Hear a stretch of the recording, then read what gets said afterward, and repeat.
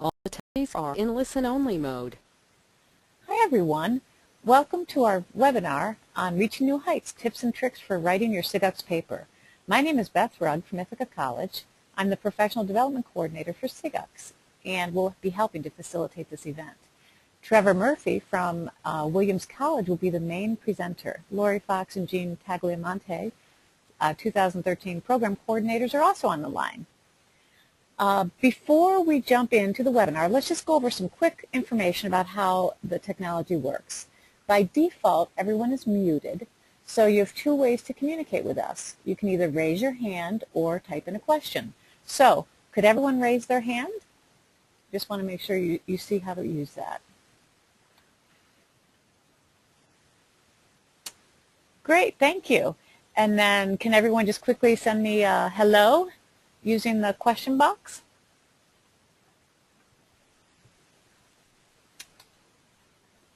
Great, thank you. Well, it looks like you, oh, thank you. I feel really loved at this point. So, right now I'm going to turn it over to Trevor, and he'll be telling you some tips and tricks for writing your paper. Hello, everyone. Thank you for participating in this webinar. I hope that you find this useful. I have written a few papers, and I have been on the program committee in the past. So I hope you find this useful. I've given some thought to what might be helpful just based on my previous experience, but I'm sure there are plenty of other tips out there, and the program committee and your readers and your track chairs are also going to be full of ideas which I may not cover. These are just ideas I've thought of on my own. One thing I like to do when I start a paper is just really lower the bar in terms of my expectations, because a first draft, it can be really intimidating to get started. So what I'll do, I guess I have a slide in here about what we're going to talk about. I forgot that. So before I get into that, I guess we'll go over what we'll talk about. So getting started, getting organized, the template, the program committee, and I like to throw in a little bit about the types of edits, because there's several different ways to edit a paper, and I like to break it into different types of editing, because I find that that can be useful. So I'll talk about that a little bit. So getting organized. Staring at a blank screen, staring at a blank document, it's difficult to imagine how you're going to write a professional paper from scratch. But you're not starting from scratch, actually. You've already put together a title and an abstract. So what I like to do is get organized with maybe an outline. Maybe you use an outline. Maybe you use, you can do a concept map. I did this paper on reading, writing, and presenting for SIGUCCS a year or two ago. I think it might have been 3 years now. But first thing I would do with my title is try to think about what I'm going to do in terms of breaking this into smaller bits and pieces. And then, once I have it in smaller pieces, then I'm not writing a whole paper. I'm just writing those little bits and pieces, which then all assemble into the final paper. So regardless of what your main topic is, you probably are going to have a section that defines the context for your paper. And for me, for this particular paper, it was about the ACM and the SIGUCCS. But for you, it'll probably be about your school, your institution, and how many students are there, and is it a state school, is it private, is it, what's the staffing like for your particular issue. Setting the context is really important. You don't want to skip it, because even though your topic might be video and instruction or help desk, whoever's reading the paper, they might be wondering, is this paper going to be the one that speaks to my issues? And if they see that you're a peer institution or a similar school, maybe from a different state, but maybe with the same kind of enrollment, it might speak to whether that your solutions are going to resonate with them. So citing the context will definitely be one of your sections. You might not call it context. It'll probably be called something about your institution or what your institution is like. So another section, because it starts with reading, writing, and presenting, starting with reading, and then breaking down reading into the types of readings. The big picture is my name for not getting into the nitty-gritty of spelling and grammar, but if you're going to talk about presenting, are you going to talk about presentation styles and PowerPoint? And if you are reading a paper on presenting, and it doesn't say anything about that, as an editor, whether you're editing your own paper or someone else's, you might ask, hey, are you going to cover this? Reading for formatting is simply, does it apply to the template? You need to be conforming with the standards that ACM has set for their publication. And that means, for example, at the end of every sentence, there's a single space and not a double space. So that would be something that would need to be changed, and that's one of those non-negotiable formats. And then spelling and grammar, which is one of those things where we're looking for clarity.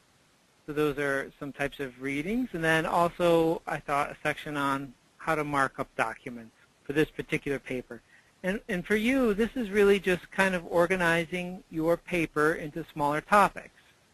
And just to finish up kind of my outline for this particular paper, I have a section on writing, and then I have subsections, and then I have a section on presenting and subsections. This is really useful. I find it useful because now when I want to start writing on the paper, maybe I have some ideas right now about the challenges of writing a paper, and I can start writing that section right now. I know where it's going to fit in. It's going to fit in somewhere.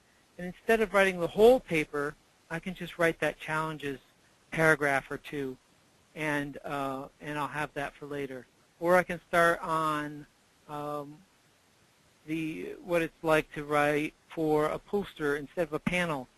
It's a lot less intimidating when you break it down into chunks.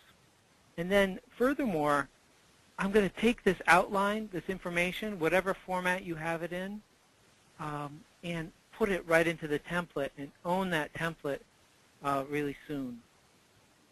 So the template is a download.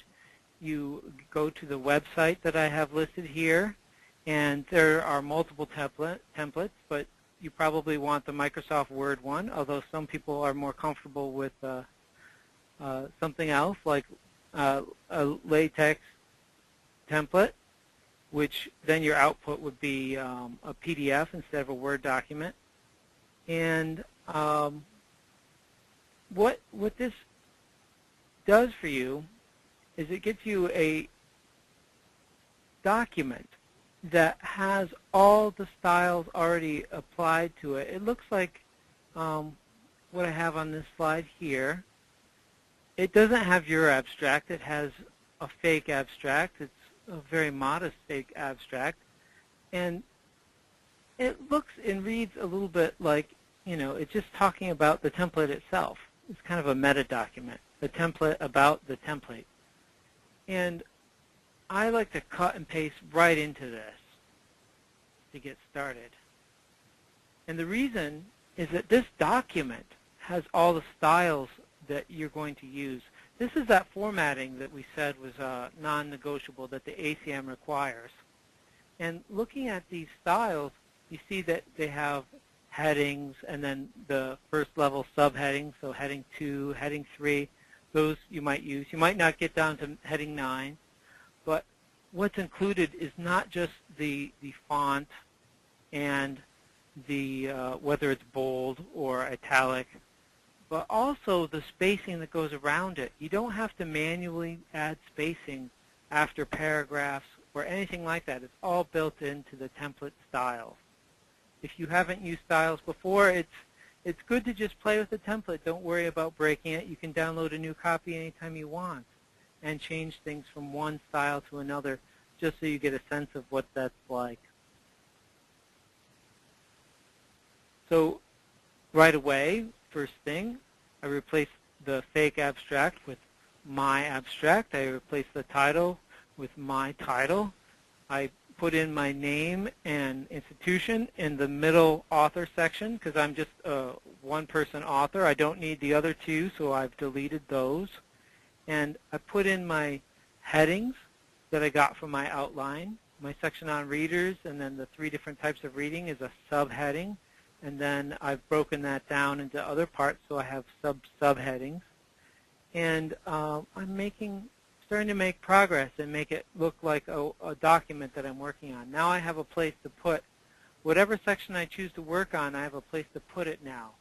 I love that step when you have your headings in and you can start deleting the fake text and putting in real stuff, even if it's modest, even if I'm just telling myself I need to have something on this topic, and so I'm going to pretend I'm writing an email to a friend about the 3 different types of readings. And I just type it right into my paper, and as modest as it might be, I'll have a draft. You can always improve a draft, but if you self-censor yourself so much that you can't get anything down, it's hard to see how to move forward. So that's why this approach works for me. So as you delete things to make room, there might be something about the template you don't understand. Maybe the style, maybe it's got some strange behavior that it's doing. Maybe there's a page break and you can't see it, but you know that halfway through the page it suddenly goes blank, and it's not until page 2 that you get to the rest of your content. These things happen with the template. It's got a lot of styles and formatting built in for you. So what I do when this happens is I change the view. On the menu in Microsoft Word, there's a menu item called View, and you have several options there.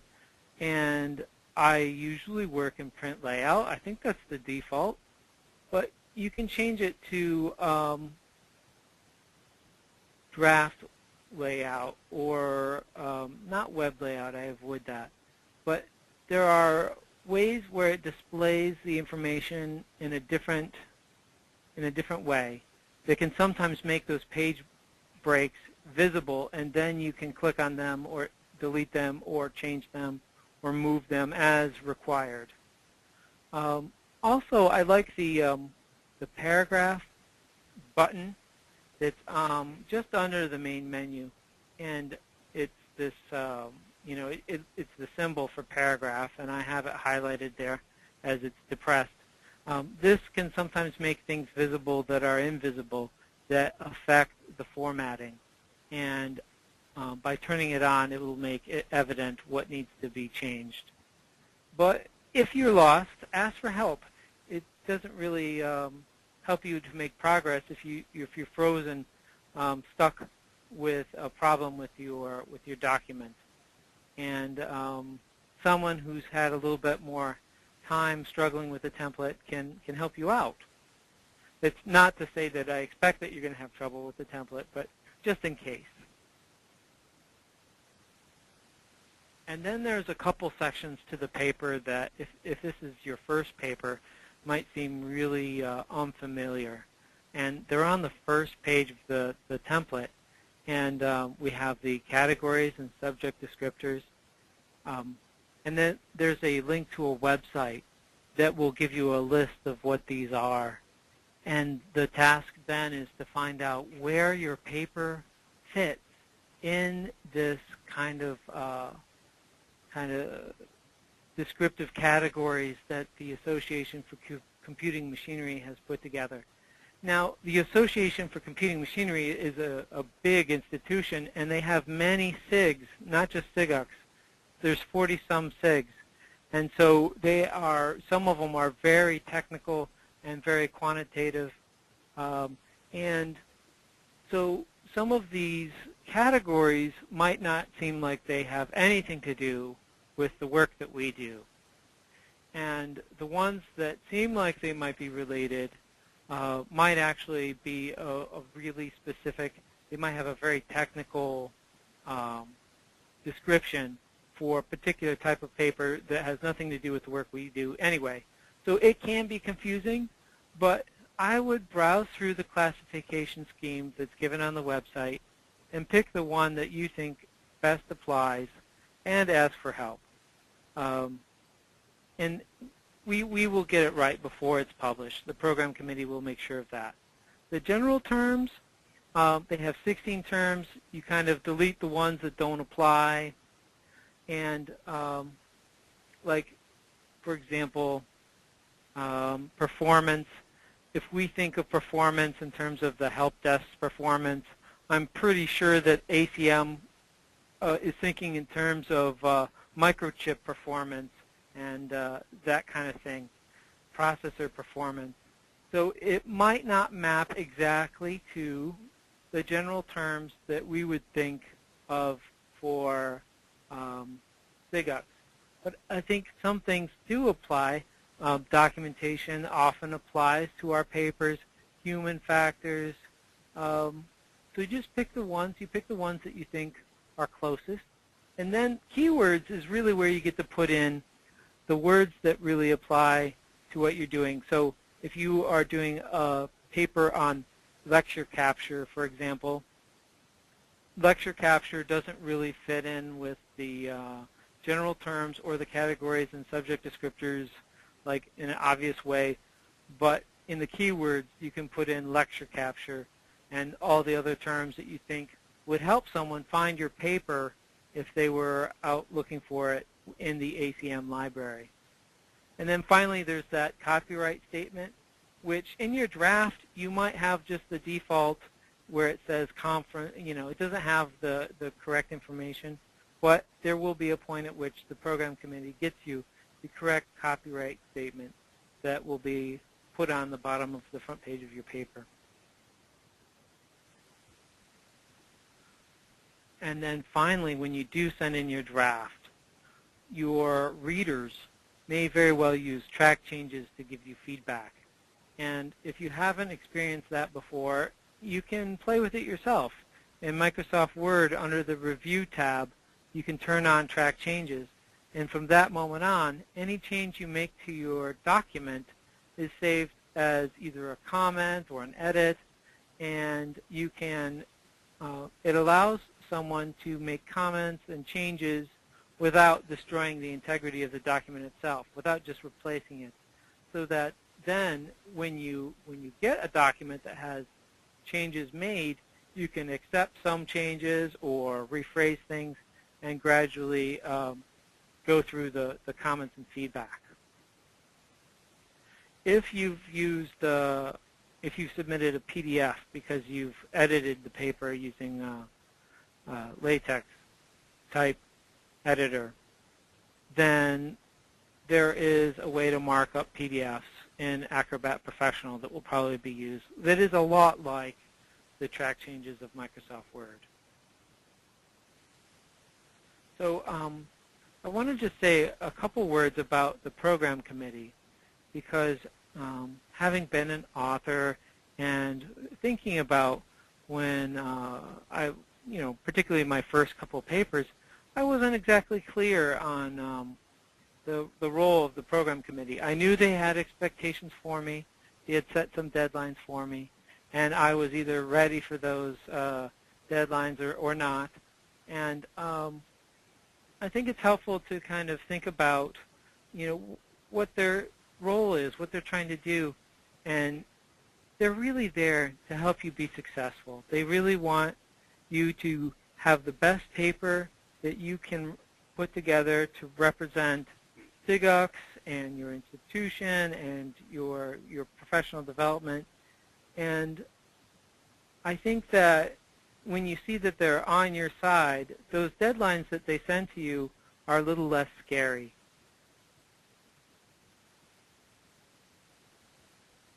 So having been a track chair, I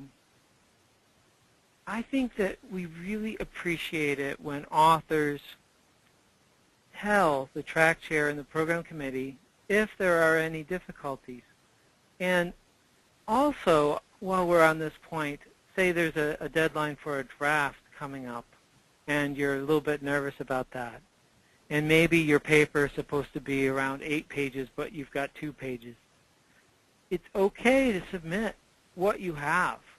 An imperfect draft is far better than nothing, because the track chairs really do, they want to report to the program committee if there are any difficulties, if people are struggling, if they want to know where you are in the process. And if you are so nervous about your imperfect draft, because drafts just by their very nature are imperfect, that you've set nothing, they'll be wondering. They won't know where you are. And if you don't have anything because of, work life, family life, it's important to let them know. I think as an author, particularly a first-time author, I felt a lot of pressure about this. And I've been very tentative about sharing what my actual status was at the time. And that later on, when I was track chair, I was on the opposite side, wondering, an author hasn't sent something in. Is something wrong? Are they having difficulties? Are they having writer's block? There's all these things that we can help with, but we don't even know what help is required.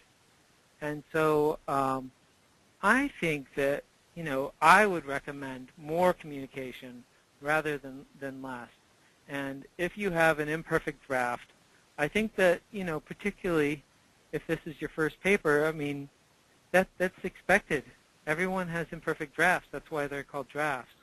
And once you send them in, then you can get the 3 types of feedback. I talked about the template help, applying the format to what you've submitted so that you have a paper that has the correct formatting, and that'll make it look really great. And it'll have those questions that might help clarify particular sections, those big picture, view from 10,000 feet. Like if this is a paper on lecture capture, what are your electronic classrooms like? You don't actually mention that in your paper. I think that that's a relevant point. And that'll help because you'll be like, oh, I need another section. Or that, just the kind of feedback on clarity of language, like suggestions on rewording things or questions about how things are worded. So all of that is helpful, but it starts when you submit a draft. And it can't start until you send a draft. So making sure you have something to share by that time that deadline rolls along is very helpful. Trevor, we do have a question. Sure. And Laura, you might weigh in on this. But the question is, could you describe the difference between full papers and poster papers besides the page count? Right. I mean, I have written both, and they're really very, very similar. I think the poster is, the real difference is in the presentation and the page length. Both poster papers and presentation papers have the same formatting and the very same, you need to set the context. I think that for me, it's the presentation that's really different. So if Lori wants to speak to that.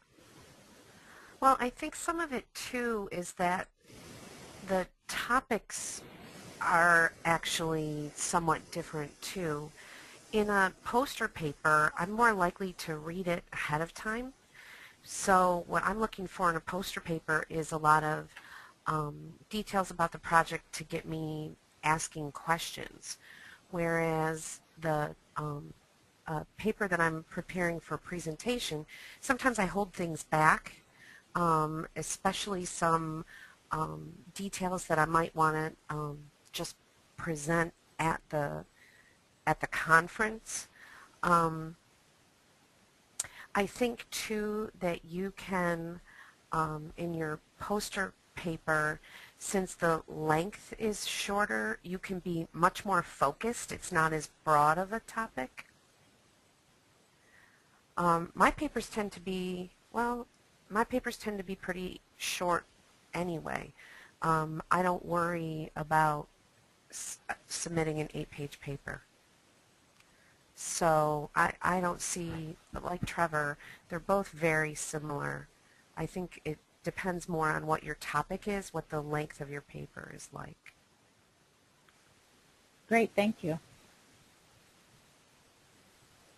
I certainly find with the shorter paper length that sometimes you just write in a very dense style, because just to get your ideas organized and together, you might find yourself at the poster paper limit really quick, at which point you'll have to decide what parts to kind of shrink or reduce, and you end up with just a very lucid and short and tight paper.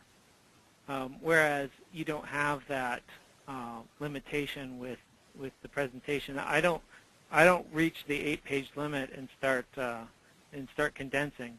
It's more like I feel like that gives me enough space to really explore something and give examples and whatnot, because there is room for that. Furthermore, in the poster, you might have it might be very graphical what you want to share, because why else would you want such a visual kind of medium for presentation? But in the paper, you won't have room per se for a lot of graphic images, whereas with a paper, that's where they would go. I mean, if you had charts and graphs of paper, survey results and whatnot, then the paper is a good format for that, because it's 8 pages and you have room for graphics. Those are just my thoughts on it.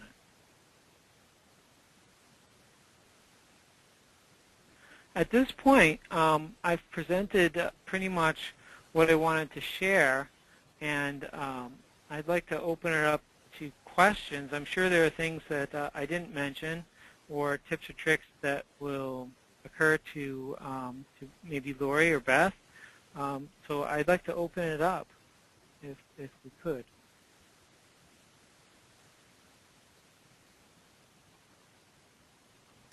Well, this is Lori. I do think that this year you'll find that Jean and I are right on top of deadlines. So I loved what you said, Trevor, about authors communicating with us if they run into something that's going to cause their paper to be delayed.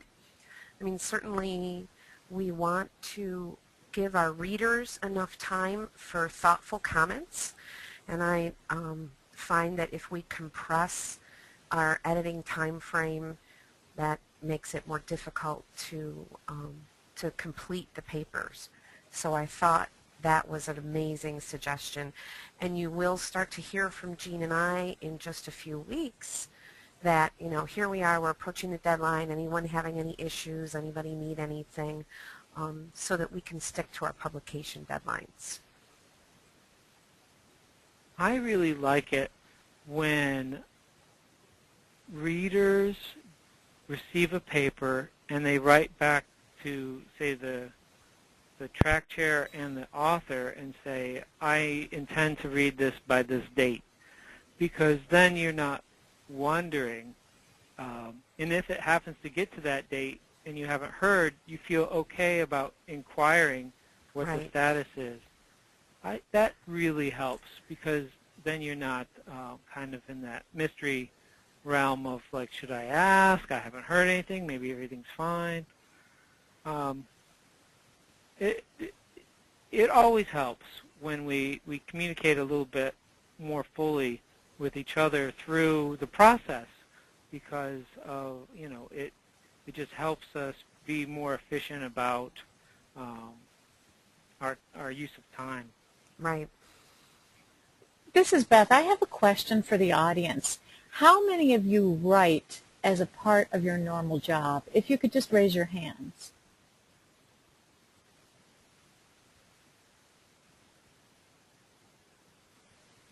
So it looks to me like about a third of you do that, maybe a third to a half. Just personally, I think for those of you who are not used to writing, I know when I first wrote my paper, it'd probably been, a significant period of time, let's say about 10 or 20 years before I'd written a paper, since I'd written a paper in college. So there's a bit of a mind game where you just have to kind of get back into it and remember how to write a paper, and how to just, looking at a blank sheet of paper is one of the first hurdles to overcome. And I think you can do that just by, as Trevor mentioned, writing your outline and then just filling in the gaps. The second biggest hurdle, again, as Trevor alluded to, I think, is the template itself and just working with the templates. So at either one of those points, just feel free to reach out to people if you need help. Lori, we do have a question from Diane. This is first paper. Where do I find the deadlines?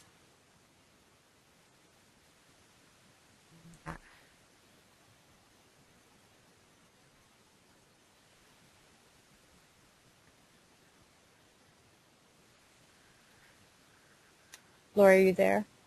I am, but my audio is cutting in and out. What was the question? Sure. This is my first paper. Where do I find the deadlines?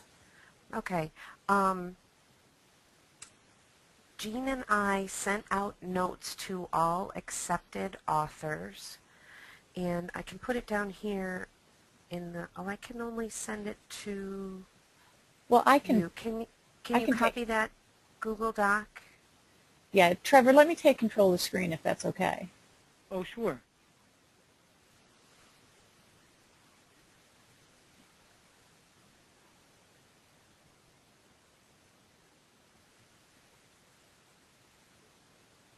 So everyone, I believe what you're seeing, let's see. I don't know. Does everyone see my screen? Oh, there it is. I see it.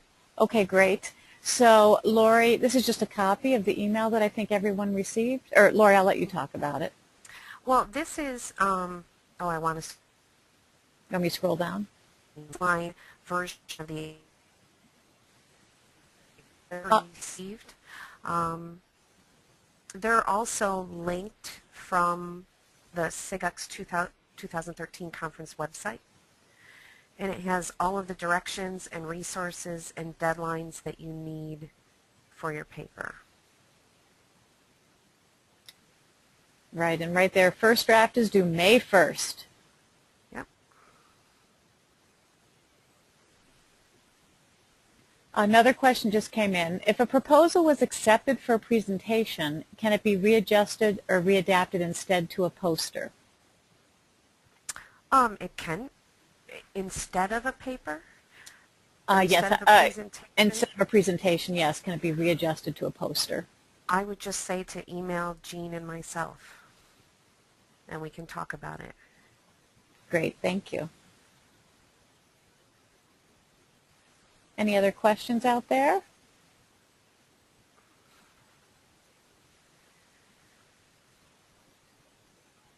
Here's one. If we get our drafts in earlier than the deadlines, can we expect to hear back sooner? Probably not too much sooner. We, behind the scenes, we have track chairs for 5 out of 6 tracks. And we are starting to work with them this week and next week. So it'll probably be a couple weeks before they're into the system. So if you turned it in a week early, that's about the earliest that you would start to hear. Great. Also, everyone should keep an eye on the Facebook page for this event. Jean and I will be putting reminders and tips out on the Facebook event page too to help our authors along. Lori, we have another question. In typical papers, how much data is presented, and what kind of data is typically presented? Well, there are several different kinds of papers. A technical paper that is about a specific product or implementation of a product probably has the most data of any of the papers. I do feel like paper is almost like a sandwich where the outer layers of the sandwich, such as the context, the ACM required things, those are the same in every paper. And then the meat of the paper and even the length of the paper depends on how in-depth your presentation goes. I usually try to include data in my paper. It makes for a more interesting paper, and it's nice to have something concrete. I also find that it breaks up the paper a little bit and almost makes it easier to read if your eye can look at a graph, for example, to look at the data instead of just reading about it. Some papers are filled with graphs and charts, and some have none. They don't typically have very many just graphics, but they might have survey responses or performance statistics. But I would say, Trevor, I don't see many papers that have more than 2 or 3 graphs sort of things in them. But like you said, it depends on the paper. There are some where there are graphical representations of data or network kind of schematics, and they're really crucial to the paper. And the paper might have a number of those. And then there are even cases sometimes where the graphic needs to be of a size that crosses the entire, because we have a 2-column kind of format that all goes all the way across just because that's just the nature of the graphic. And so there are exceptions, but it depends on the paper. So if that's the kind of story you're going to tell, and that's the kind of evidence that you have, then you put it together in a draft, and then we will see how we can best apply the template format to the content. And that'll be something that we'll all be working on. That'll be the both you as an author and also the reader and track chair.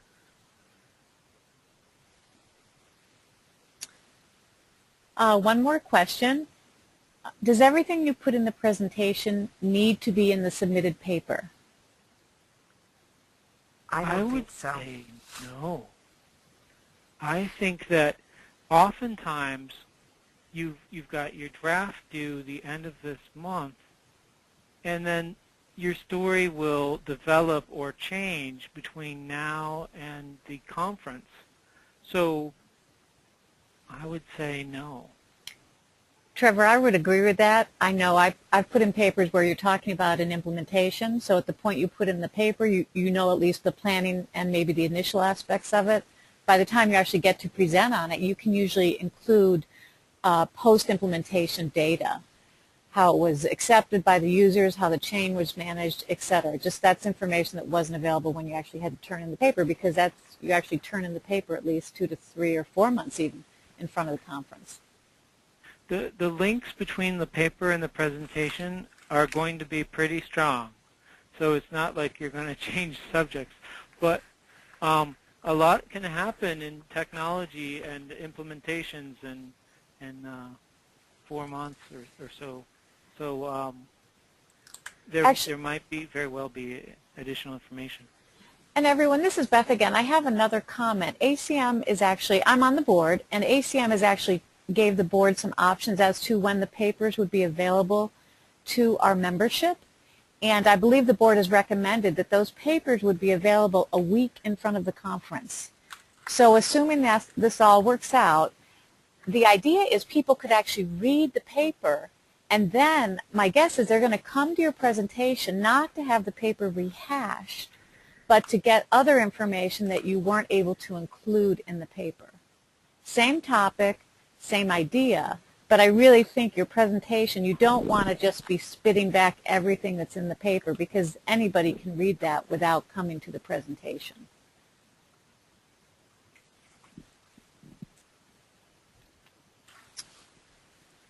Okay, another question. Can adjustments be added to papers after they are submitted, even after the presentation? No, right? This is Lori. That's a no, because they get submitted for printing at the end of, what is the month? I think it's August, isn't it, Lori? It is. I think you're right. Because usually, no, I think it's early August, because I think usually the paper is sent to the ACM publishing company before we start back to college in the fall. And the paper cannot be, it'll be published, and the paper can't be changed after then. Right, and I just wanted to comment on the ACM publishing kind of practice. It really is a big deal to be published in the ACM library. Anybody can access your paper, and I mean, you're going to turn over the copyright to ACM. I believe that's still true. And people will in fact actually pay to access your paper if they currently don't have that privilege by being either a member of SIGUCCS or a member of ACM. So it is pretty important as to the formatting and the content of the paper, and I believe, as Lori said, that it can't be changed. Oh, sorry. So I just answered your question. Are submitted papers published publicly outside of SIGUCCS ACM? They're published in the ACM Digital Library. ACM members and SIGUCCS members can access papers in the library. But as I just alluded to, if the others can find the abstract, but then if they actually wanted the paper, they would have to pay for it. I believe that's right, Lori and Trevor. I think I'm right. I think on so that. too. Okay. So it's good news. You'll be published. Your name will be available on the internet. Any other questions?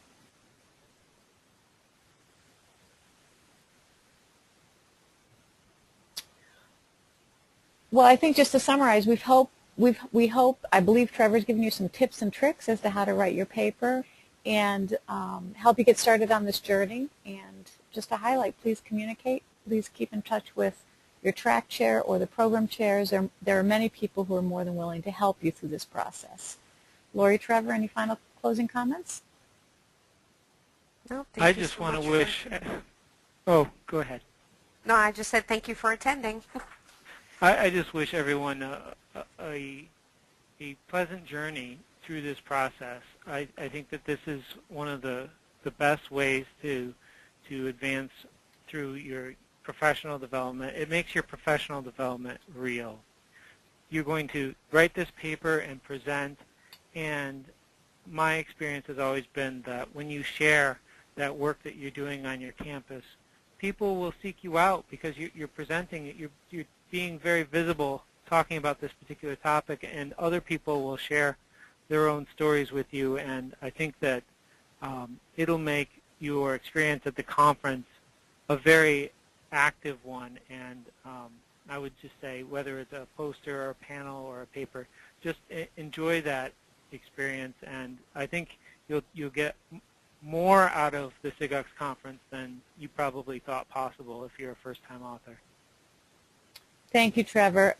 If all the technology worked correctly, this session has been recorded, and it should be available on the SIGUCCS website probably within the next few days. So thank you all for your time. It's been great. Trevor, thank you. You did a wonderful job. Lori as well. Bye, everyone.